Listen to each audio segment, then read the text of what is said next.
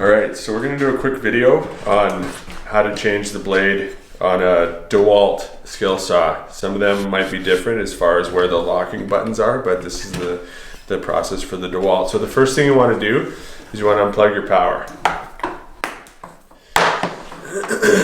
Okay, so on the back of all the Dewalts, there's a locking key. I'm going to pull that key out. And then there's a black channel lock right there. That's going to stop the blade from moving. So if I let go of that, blade goes.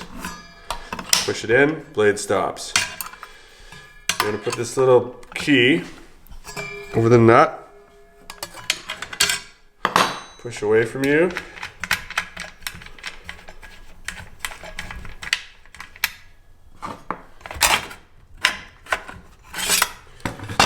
That out.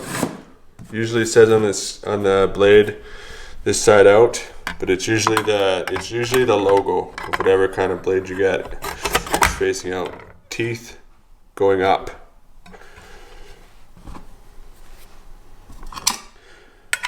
And put the nut back on.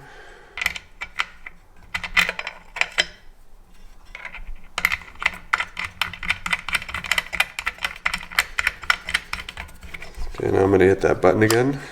It's going to lock the blade. Couple of spins. You don't need to go too tight because as you cut the material, it's going to tighten itself. Make sure to put that key back in there because somebody's going to get mad at you for not placing it back. There you go. And it's easy as that. That's how you change a blade on a Dewalt Skil Saw. And again, every blade or every saw is going to be different.